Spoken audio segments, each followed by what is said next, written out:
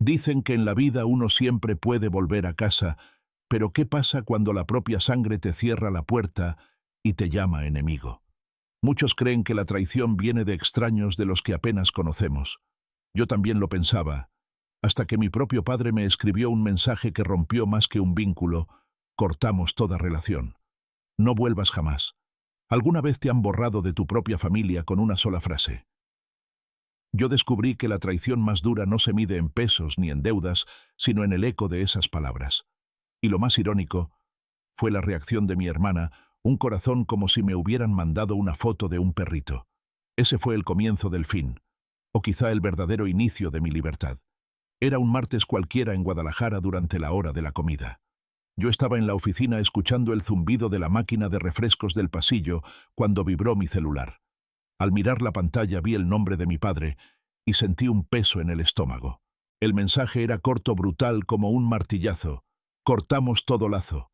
No regreses nunca. Me quedé helado. En segundos mi hermana respondió en el chat familiar con un emoji de corazón. Sí, un simple corazoncito, como si habláramos de cachorros o de flores, no de desheredar a un hermano. Yo miraba la pantalla sin entender cómo alguien podía reaccionar así ante una sentencia tan cruel. Entonces escribí mi respuesta: mañana retiro mi nombre de todos los préstamos. Al enviar ese mensaje supe que ya nada sería igual. Aquella noche el grupo familiar ardía en mayúsculas, reclamos, notas de voz y acusaciones. Yo no contesté ni una sola.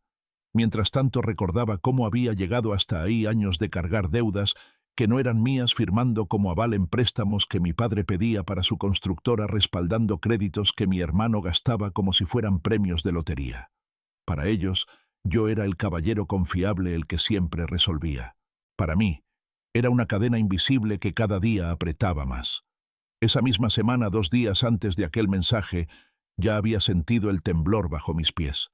Una notificación llegó de mi aplicación bancaria: otro préstamo a mi nombre, 80,000 pesos. No lo había solicitado. Esa cifra me heló la sangre. Y entonces, sin pensarlo, manejé directo a la casa de mis padres en la colonia Providencia, donde la luz del porche siempre brillaba. Pero nunca para mí. El aire de Guadalajara esa noche olía a tierra mojada, como si hasta el cielo quisiera advertirme de la tormenta que estaba por estallar. Había manejado directo desde la oficina hasta la casa de mis padres, con el volante sudado entre mis manos y un nudo en la garganta.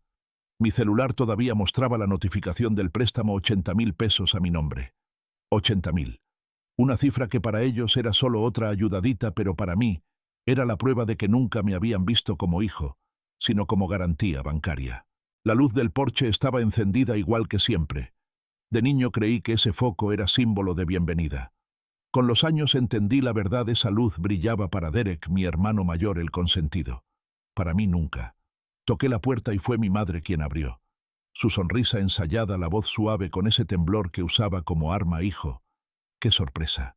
Debiste avisar. No había nada que avisar, contesté mostrándole la pantalla de mi teléfono. 80,000 pesos más. Bajo mi nombre. Ella parpadeó fingiendo confusión. Detrás, en la sala, mi padre estaba hundido en su sillón reclinable viendo las noticias, y Derek, con las piernas estiradas en el sofá, apenas levantó la mirada de su celular. Tu papá necesitaba una extensión para la constructora, dijo mamá, casi suplicando. La constructora que lleva 5 años tambaleándose, la interrumpí. ¿Usaron mi crédito otra vez? El rostro de mi padre se endureció. Levantó la voz sin quitarse los lentes. Cuida tu tono. Esta familia te necesita. Tú siempre has sido bueno con el dinero, puedes con esto. Puedo con esto, repliqué. Lo que quieren decir es que puedo con su desastre. Derek alzó la vista al fin, con una sonrisa burlona. Estás exagerando. No somos extraños, compartimos sangre, ¿no? No, no, Derek, le dije con frialdad. Lo único que compartimos es deuda. El silencio llenó la sala, roto solo por el televisor. Mamá se llevó la mano al pecho. Estás torciendo las cosas, hijo. Hemos sacrificado todo por ti. Solté una risa seca. No, mamá. Ustedes han gastado todo. Yo solo he pagado la cuenta. Mi padre se levantó de golpe con la voz tronando. No vengas aquí a culparnos por tus decisiones egoístas. ¿Crees que por vivir con tu novia ya eres mejor que nosotros? Algo dentro de mí se quebró en ese instante. Años de ser el caballero que todo resolvía se rompieron como una cuerda tensa al límite. ¿Saben qué dije con calma helada? Estoy harto. Derek chasqueó la lengua. ¿Harto de qué? De cargar a tu familia. De todos ustedes, respondí. Los ojos de mamá se llenaron de lágrimas en el momento exacto, como si hubiera ensayado la escena. ¿Cómo puedes decirle eso a tu propia familia? Porque es la verdad. Me giré hacia la puerta. Detrás de mí escuché a mi padre murmurar una sola palabra: malagradecido. Esa palabra que me había perseguido toda la vida como un sello en la frente. Pero esa vez sonó distinta. No como una condena, sino como un disparo que me liberaba de la jaula. Salí de la casa con los puños cerrados y el corazón encendido. Afuera la lluvia comenzaba a golpear el pavimento, y yo por primera vez en años sentí que podía respirar. Al día siguiente, todavía con la ropa de trabajo colgada en la silla y la cabeza dando vueltas, intenté desayunar un pan dulce con café de olla. Pero el café sabía amargo, como si mis propios pensamientos lo hubieran contaminado. Apenas clareaba en Guadalajara cuando el celular vibró otra vez. Notificaciones del grupo familiar. Decenas de mensajes en mayúsculas, reclamos, notas de voz de mi madre llorando de mi padre, insultando de Derek, lanzando sarcasmos como piedras. Yo no contesté. Había tomado una decisión la noche anterior y no pensaba dar marcha atrás. Sacaría mi nombre de cada préstamo, de cada crédito, de cada cadena que habían colgado en mi cuello. Mientras la cafetera aún humeaba, abrí la laptop y empecé a llenar formularios: solicitud de retiro de aval, notificaciones al banco, correos a la aseguradora.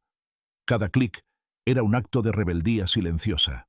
El sonido de la impresora llenó el departamento, expulsando páginas y páginas de contratos, estados de cuenta, historial crediticio. Subrayé con marcador amarillo cada línea donde aparecía mi firma, organizando todo en carpetas. Olía a papel caliente, como si estuviera purificando mi historia. En medio de ese ritual apareció Nora, una compañera de la oficina, que se asomó por encima de mi cubículo más tarde. ¿Todo bien? Sonreí apenas, arreglando unos papeles. Pues te ves más tranquilo que nunca. Tal vez porque dejé de ahogarme, le respondí, y por primera vez lo sentí cierto. Esa tarde, cuando llegué a casa, Liam me encontró en el piso rodeado de carpetas. Se agachó a mi lado y leyó en voz baja los títulos: liberación de avales, cierre de cuentas, historial limpio. Me tomó de la mano y dijo: ellos te van a odiar por esto. Ya lo hacen, contesté sin titubear. Él apretó mi mano con firmeza. No tienes que hacerlo solo. Lo sé, suspiré, pero necesito ser yo quien ponga el punto final. Esa noche dormí poco. La tormenta de mensajes no cesaba, pero yo ya no sentía que fueran órdenes. Sonaban como lo que realmente eran: pánico. El pánico de perder a su caballero de repuesto. Y al amanecer, con el primer rayo de sol filtrándose por la ventana, tuve la certeza: no era yo quien estaba perdiendo una familia. Eran ellos quienes habían perdido a su última garantía. Dicen que los verdaderos juicios no se libran en los tribunales, sino en la mesa de un banco. Y esa mañana, mientras caminaba por el centro de Guadalajara bajo el sol intenso, sentí que me dirigía a la primera audiencia de mi vida. El edificio del banco, con sus ventanales brillando, parecía más una plaza de toros que una oficina. Yo era el torero que había decidido entrar con la frente en alto. El oficial de crédito, un hombre canoso con corbata sobria, me recibió en su oficina. El aire acondicionado soplaba con un susurro que contrastaba con la tormenta que llevaba dentro. Coloqué la carpeta sobre su escritorio. Quiero retirar mi nombre de todos los préstamos de la empresa y de las cuentas familiares, dije firme. Él arqueó una ceja al revisar los papeles.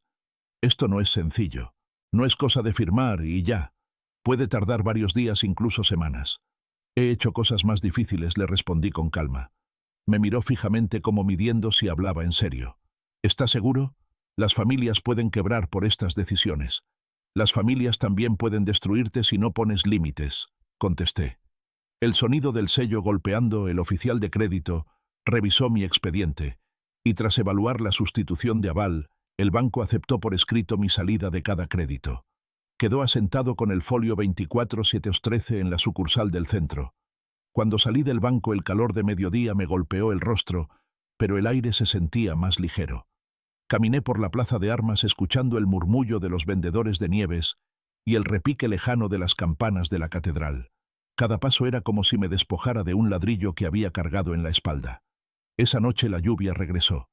Manejé de vuelta a mi departamento mientras los limpiaparabrisas marcaban el ritmo de mi corazón.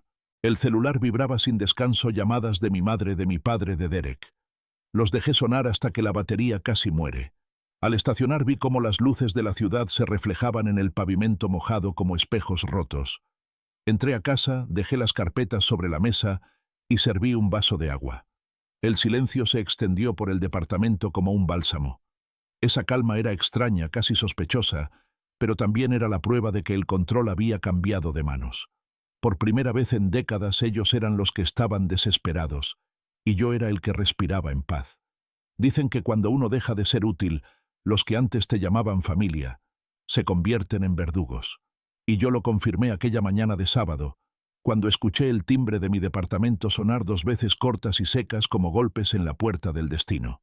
¿Qué harías tú si al abrir la reja te encuentras con la misma gente que acaba de desheredarte, pero ahora con cara de suplicar miré por la cámara del portón y se me heló la sangre? Ahí estaba Derek con un saco arrugado como disfraz de caballero, y detrás de él, mis padres. Mi madre sostenía una carpeta, mi padre tenía la mandíbula tan apretada que la vena en su sien parecía a punto de reventar. Abrí apenas la puerta lo suficiente para que sus rostros quedaran frente a mí. No deberían estar aquí, les dije. Derek sonrió con esa sonrisa de vendedor barato. Solo queremos hablar. No seas dramático. La palabra me ardió en los oídos. Dramático. Así llamaban siempre a mis reclamos, como si los 80.000 pesos a mi nombre fueran teatro de aficionados. Hablar, contesté. ¿De la firma falsificada en un préstamo que yo nunca pedí? El tono de mi padre estalló. Cuida tu boca, sigues siendo nuestro hijo. Ah, sí, porque no lo parecían cuando me mandaron ese mensaje de no regreses jamás. Mi madre avanzó temblando justo lo suficiente para sonar convincente. Tu papá estaba enojado. Todos lo estábamos. Las familias discuten. Pero esto, levantó la carpeta, esto no es la forma de arreglarlo. En ese momento Liam apareció detrás de mí tranquilo pero firme. Tienen que irse, dijo sin levantar la voz. Mi padre lo ignoró, sus ojos clavados en mí como cuchillos. ¿Crees que ser fuerte es darnos la espalda? Estás destruyendo a tu familia. La constructora se viene abajo. No podemos refinanciar sin ti. Sentí el viejo peso de la culpa pero no me doblé. Tal vez es hora de que aprendan a caminar sin mi crédito. Derek perdió la compostura, su máscara de calma se agrietó. ¿Crees que eres mejor que nosotros porque tienes un empleo estable y un novio que te mantiene? ¡Basta!, intervino Liam. No te metas, le gritó Derek. Lo miré directo a los ojos. No eres quien para hablar de líneas, Derek. Tú las cruzaste todas cuando usaste mi nombre para hundirme con ustedes. Él soltó una risa amarga. Por favor, siempre te encantó ser el héroe. No finjas que no disfrutabas los halagos. Esa frase me golpeó porque una vez había sido cierta. Sí disfruté ser el que resolvía todo, pero esa necesidad de ser el salvador ya se había podrido en resentimiento. Tienes razón, le dije. Me gustaba salvarlos, hasta que entendí que los verdaderos villanos eran ustedes. La sonrisa de Derek se borró. Mamá soltó un sollozo, y mi padre masculló con un tono bajo y peligroso. Esto no termina aquí. Te vas a arrepentir de humillar a tu familia. Respiré hondo y con la calma de un verdugo respondí. Lo único de lo que me arrepiento es de no haberme ido antes. Cerré la puerta con Liam a mi lado. El sonido del cerrojo fue como un martillazo liberador. Afuera alguien golpeó una vez fuerte, y luego silencio. Dentro, por primera vez en mucho tiempo, sentí que el hogar era mío, y de nadie más. Dicen que las guerras familiares no se libran con gritos en la sala, sino con correos electrónicos redactados por abogados. Y yo lo comprobé apenas 2 días después de haberles cerrado la puerta en la cara. Aquella mañana, mientras preparaba un café de olla en mi cocina, el celular vibró con una notificación, un correo con asunto: posible incumplimiento de obligación de aval. El remitente, el despacho jurídico de mi padre. Sentí un golpe en el estómago, pero abrí el mensaje con calma. Era vago, lleno de tecnicismos, apenas lo suficiente para intimidar. Pedían contacto inmediato para evitar consecuencias legales. Sonreí. Ya había pasado por el banco, ya tenía los sellos oficiales, los oficios que demostraban mi liberación de cada deuda. La carpeta amarilla sobre mi mesa era mi escudo. Respondí con una línea: todo trámite ya fue finalizado. No habrá más contacto. La tarde avanzó con la misma tensión de una tormenta que no termina de caer. Mi celular no paraba de sonar, decenas de llamadas perdidas, mensajes de voz de mi madre, incluso un texto de Derek que rezaba: Has arruinado todo. ¿Estás feliz? Esa noche Liam me encontró frente a la computadora organizando los archivos digitales. Me acarició el hombro. ¿No te cansa?, preguntó. No. Cada clic es como cortar un grillete más. Ellos no se van a rendir fácil. No me importa.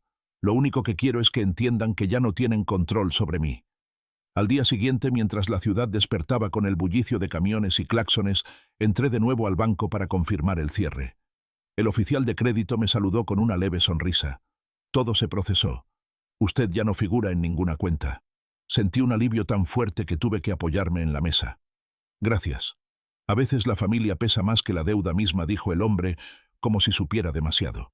Salí a la calle y respiré hondo. La catedral se alzaba al fondo y el tañido de sus campanas me sonó a veredicto final. Esa mañana Guadalajara se veía distinta a la misma ciudad, pero yo ya no era el mismo hombre. Por la noche Liam preparó una pasta sencilla con jitomate y ajo. La mesa se llenó de aromas cálidos. Brindamos con vino barato. Por el fin del caos, dijo él. Por el inicio de la paz, respondí. Y mientras el vaso chocaba contra el suyo entendí algo: la paz no siempre llega como un susurro. A veces se disfraza de amenaza legal.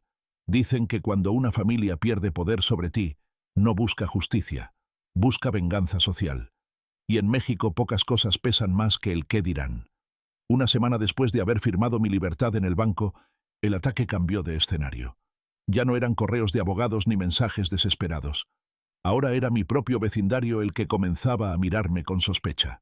Una vecina me comentó en la tienda de abarrotes: «Oiga, su mamá anda diciendo que usted está muy mal, que hasta necesita ayuda psicológica». Me quedé helado con la bolsa de bolillos en la mano. Era el inicio de una nueva estrategia. Si no podían hundirme con deudas, lo intentarían con mi reputación. Ese mismo día, recibí un mensaje de una señora de la parroquia a la que solíamos ir de niños. «Estamos orando por ti. Tu papá nos contó que andas perdido, que ya no distingues lo que es correcto». Leí esas palabras con una mezcla de rabia y risa amarga. Mis padres habían convertido su fracaso en un drama público, y a mí en el villano de su obra. Por la noche en el departamento le conté a Liam, mientras cenábamos tacos al pastor. Él escuchó en silencio con los brazos cruzados. «No pueden contigo en los papeles, ahora quieren destruir tu nombre», dijo serio. «Sí, para ellos el honor es la moneda más cara. Y si yo no pagaba con dinero, quieren que pague con vergüenza. ¿Y vas a dejar que lo logren?». «No. Esta vez no». Decidí bloquear a varios contactos que funcionaban como altavoces de mi familia. Tías chismosas, primos que solo aparecían para pedir favores, incluso algunos conocidos de la colonia. Uno por uno fui cerrando puertas digitales. A la mañana siguiente mi compañero de oficina Raúl me detuvo en el pasillo. «Oye, ¿todo bien en tu casa? Tu hermano me escribió en redes diciendo que andas metido en cosas raras». Lo miré directo y contesté sin rodeos: «Si algún día quieres conocer la verdad, yo mismo te la cuento. Pero no le creas a un hombre que vive de la deuda de otros». Raúl bajó la mirada incómodo. Yo seguí de largo. Esa tarde, mientras el sol caía sobre la plaza Tapatía, comprendí algo: la batalla había cambiado de campo.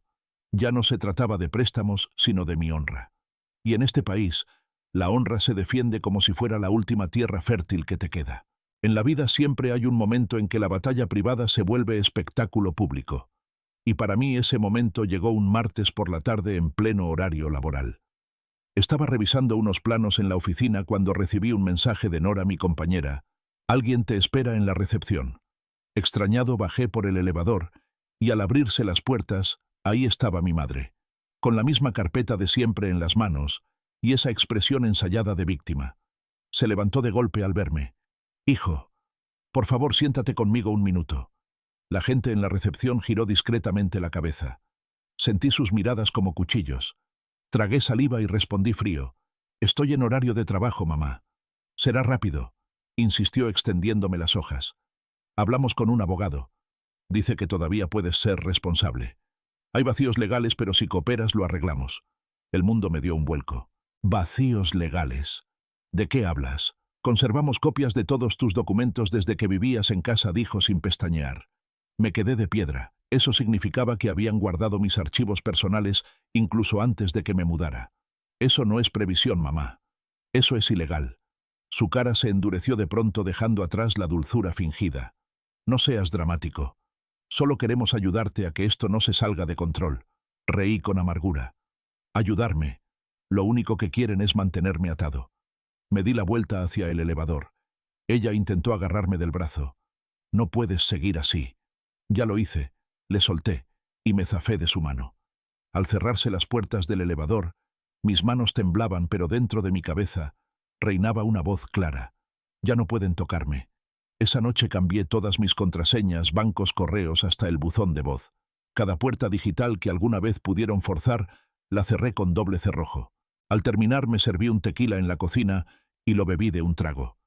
El ardor me recordó que todavía estaba vivo y que mi vida ya no les pertenecía. Dicen que lo más peligroso no es el ruido de la tormenta, sino el silencio que la anuncia. Y después de aquella escena en mi trabajo, el silencio llegó. Ni llamadas, ni mensajes, ni correos. El grupo familiar, antes un volcán en erupción, quedó muerto. Al principio, me pareció extraño, luego inquietante. Por casi una semana no escuché nada de ellos. Yo me levantaba temprano, preparaba café de olla, leía el periódico en el balcón de mi departamento, en la colonia americana. Todo parecía demasiado tranquilo. Liam incluso me dijo una noche: ¿no te parece raro que ya no insistan? Sí, contesté. Y lo raro nunca es gratis.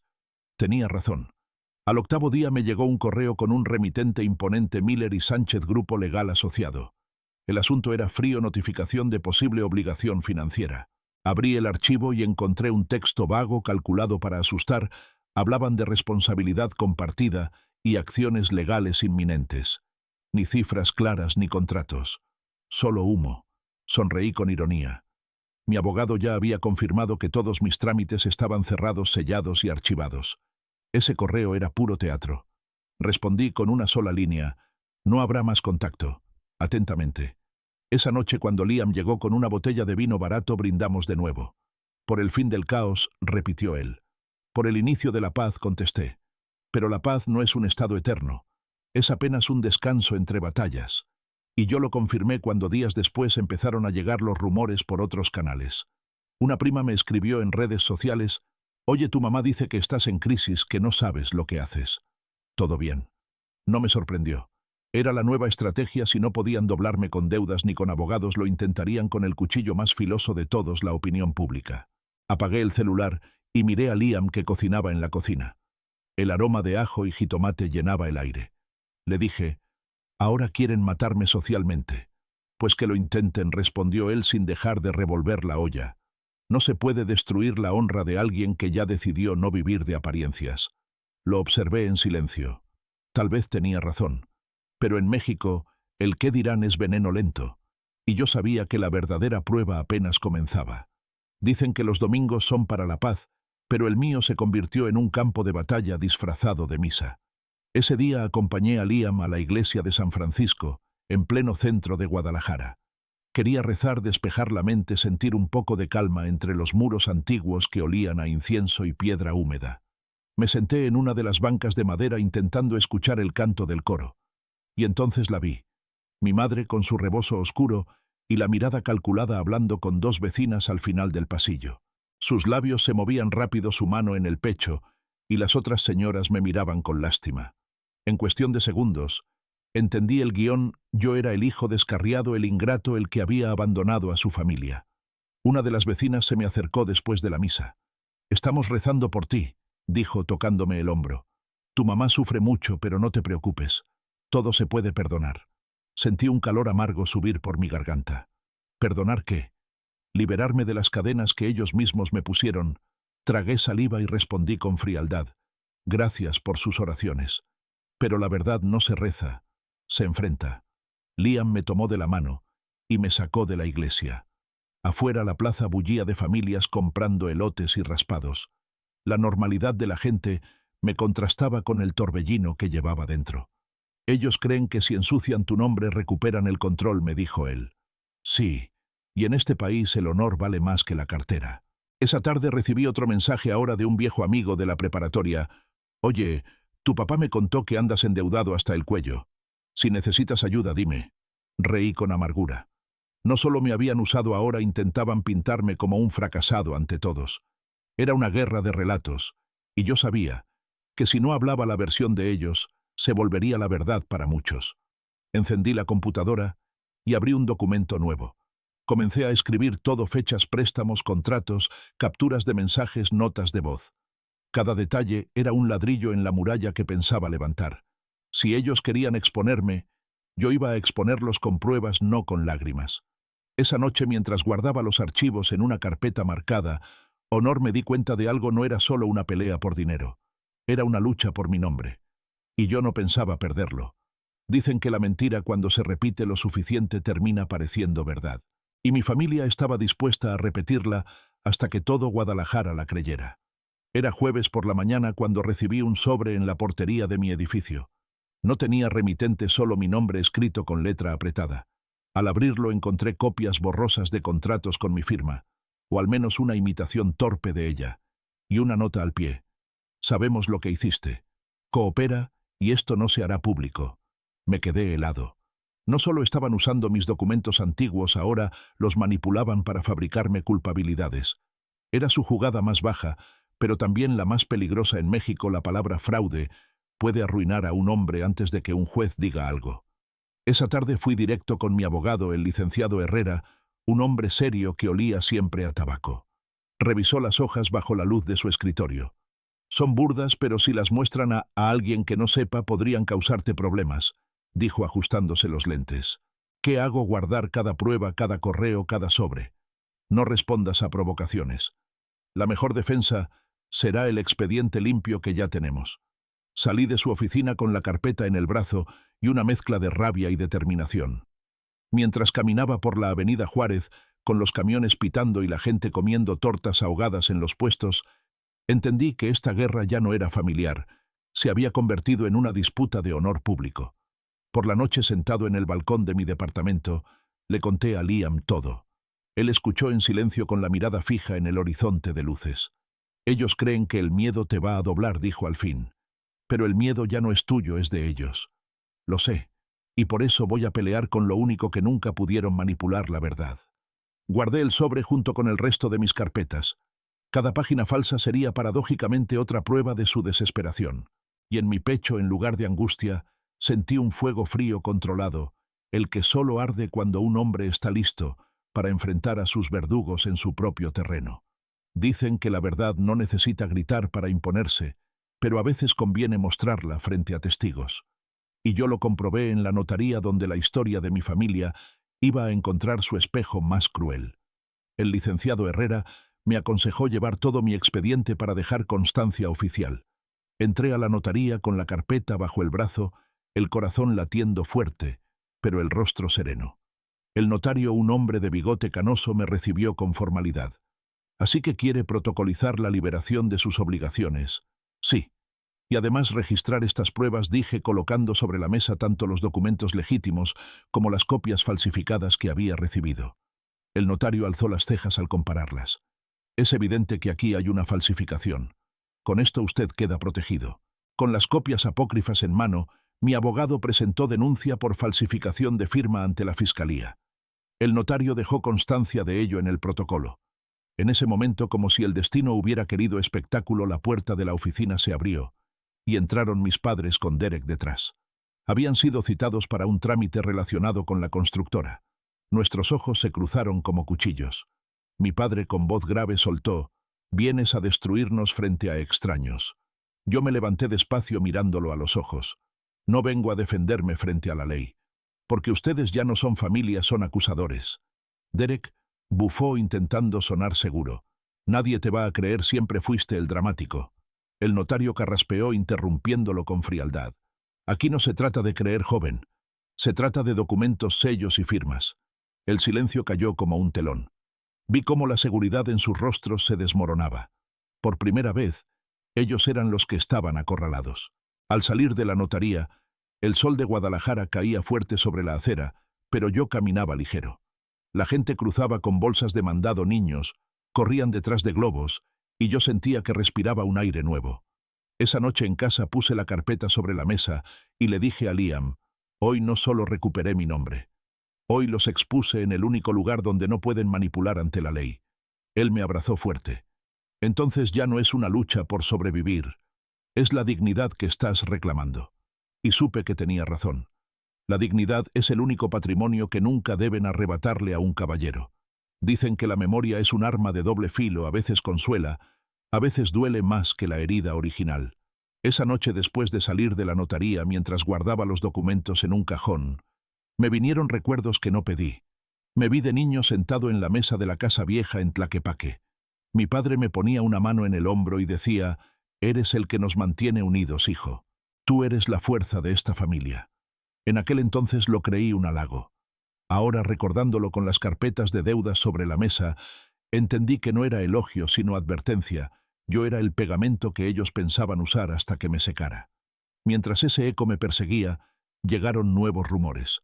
Un primo lejano me escribió por WhatsApp: «Oye, ¿es cierto que estuviste a punto de perder el departamento? Tu papá dice que te hundiste en deudas por tu noviazgo». El cinismo me arrancó una carcajada. Yo endeudado por Liam, cuando en realidad había sido su empresa, su negocio familiar, el que me exprimió hasta dejarme sin aire.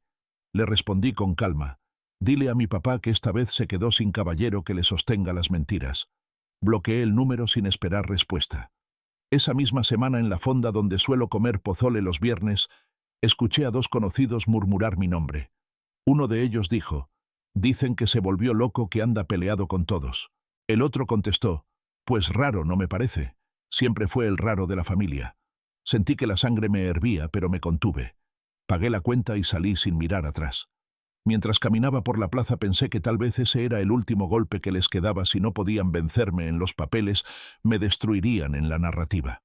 Esa noche, frente a la computadora, abrí la carpeta marcada Honor y añadí cada rumor, cada mensaje, cada copia de contrato falso. Todo tendría valor algún día si era necesario exhibirlo. Liam me miró desde la puerta del cuarto. «¿Hasta cuándo piensas cargar con todo eso? Hasta que ellos entiendan que ya no tengo miedo», respondí. Y mientras lo decía, supe que ya no era solo una defensa. Era un contraataque en preparación. Dicen que el silencio antes de un derrumbe siempre suena a calma. Y durante algunos días, después de los rumores y las copias falsas, todo pareció detenerse. Ni llamadas, ni correos, ni vecinos murmurando. Liam me decía que disfrutara esa paz, pero yo sabía que era el respiro previo al golpe final. El golpe llegó un jueves por la tarde. Un ex socio de la constructora de mi padre me llamó inesperadamente. «Oye, compadre, ¿es cierto que ya no estás respaldando a la empresa? Tu papá anda diciendo que fuiste tú quien la hundió». Sentí un escalofrío. No bastaba con manchar mi nombre en la familia y en la colonia. Ahora querían hundirme frente a los socios, frente a quienes sí podían juzgarme en serio. Esa misma noche decidí actuar. Preparé una carpeta con cada contrato sellado por el banco, con los oficios de liberación de aval y las pruebas de las falsificaciones. No era solo defensa, era mi espada. El viernes pedí cita en un café céntrico con dos antiguos socios de la empresa. Llegaron con gesto serio, casi acusador. Coloqué la carpeta sobre la mesa y les dije: «Aquí está la verdad. Ustedes decidan si siguen creyendo en cuentos o en papeles». Revisaron en silencio hoja por hoja. Vi cómo sus expresiones iban cambiando de desconfianza a sorpresa y de sorpresa a vergüenza. Uno de ellos murmuró: «Tu padre nos dijo otra historia». «Lo sé, y no soy yo quien va a detenerlo, será la realidad misma», respondí. Al salir del café, el sol de la tarde caía sobre el centro histórico y las palomas revoloteaban en la plaza de armas. Sentí que el peso de años enteros se despegaba de mi espalda. Esa noche en casa levanté una copa de tequila con Liam. «Hoy no solo me defendí», le dije. «Hoy expuse la mentira frente a quienes de verdad importaban». Él sonrió. «Entonces ya no es una batalla secreta. Hoy ganaste la guerra del honor». Y comprendí que en México a veces la victoria no se mide en juicios ni en billetes, sino en conservar limpio tu nombre frente a quienes cuentan la historia. Dicen que el último recurso de una familia manipuladora no es el dinero ni los gritos, sino la culpa. Y así lo hicieron cuando ya no quedaban préstamos ni socios, a quienes engañar jugaron la carta más predecible y a la vez más cruel. Una mañana, mientras revisaba correos de trabajo, apareció en mi bandeja un mensaje de mi madre con el asunto: «Por favor, léelo». Dudé en abrirlo, pero lo hice. El texto era breve y calculado. «Tu padre está enfermo. El negocio se perdió. Solo necesitamos un poco de ayuda para levantarnos. Eres lo único que nos queda». Por un instante el viejo reflejo me mordió las ganas de correr, de resolver, de volver a ser el Salvador. pero enseguida recordé cada firma falsificada, cada insulto, cada rumor esparcido como veneno. Cerré los ojos y respiré profundo. En lugar de contestar, abrí otra ventana en mi computadora. Entré al portal de una fundación que ayuda a hombres y mujeres víctimas de abuso financiero. Doné exactamente la misma cantidad que mi madre pedía, y después con un clic firme borré el correo. Esa noche, mientras Liam preparaba un caldo de pollo con chipotle, le conté lo que había hecho. Él me miró en silencio y luego sonrió. No los destruiste, solo dejaste de salvarlos. Exacto, respondí. Y ese es el único tipo de venganza que dura la indiferencia. Salimos a caminar por el Parque Revolución. Los árboles estaban llenos de luces por una feria local, niños corriendo con globos, parejas compartiendo esquites. La vida seguía, y por primera vez en mucho tiempo, yo la observaba sin sentir cadenas. Me detuve, miré el cielo de Guadalajara iluminado por fuegos artificiales y pensé, ya no soy el pegamento que los mantenía unidos. Ahora soy la grieta que los obligó a romperse. Liam tomó mi mano. Entonces, ¿qué sigue? Lo miré y respondí con calma, lo que siempre debió seguir, vivir sin deberle nada a nadie. Dicen que la libertad no llega con fanfarrias, sino con silencios nuevos. Y así fue, pasaron las semanas, y el celular dejó de sonar. Ni mensajes, ni llamadas, ni correos con amenazas. Por primera vez en años, el único ruido en mis mañanas era el de la cafetera soltando su aroma a café de olla. Me levantaba antes del amanecer, abría las ventanas de mi departamento en la colonia americana y escuchaba cómo la ciudad despertaba, los claxones lejanos, el pregón de un vendedor de tamales, las campanas de la iglesia marcando la hora. Y todo eso me sonaba a música porque ya no venía cargado de miedo. Un día una tía chismosa me mandó un enlace: la vieja casa familiar en Tlaquepaque estaba en venta por ejecución hipotecaria. Miré las fotos, paredes descascaradas, un letrero torcido de «Se vende». No sentí alegría ni tristeza. Sentí una calma extraña, como quien observa la tumba de algo que ya no le pertenece. Por la noche, mientras cenábamos enchiladas con Liam, me preguntó, ¿los extrañas? Pensé unos segundos y respondí, extraño al hijo que intenté ser para ellos. Pero a ellos, no. Él sonrió y dijo, entonces eres libre. Al día siguiente caminamos por el Parque Metropolitano. Los árboles estaban llenos de niños jugando, parejas, paseando a sus perros, gente disfrutando la vida sin cadenas invisibles. Me senté en una banca y, mirando el cielo despejado, entendí la lección más dura y más simple de todas. Nunca pongas tu honor en manos de quienes lo usan como moneda. Y siempre, siempre ten un plan B, porque hasta la sangre puede volverse deuda. Respiré hondo entre el olor a pasto recién cortado y el sonido de guitarras lejanas. Y en ese momento lo supe con certeza, no había perdido una familia, había ganado una vida. Y ahora, dime tú, ¿crees que hice bien en cortar para siempre con mi propia familia, aunque eso significara perderlos a todos? ¿O piensas que la sangre siempre obliga a perdonar sin importar las traiciones? Déjame tu opinión en los comentarios, quiero leerlos todos. No olvides darle like, suscribirte al canal y activar la campanita de notificaciones para que no te pierdas la próxima historia, que seguro también te hará cuestionar lo que significa la palabra familia.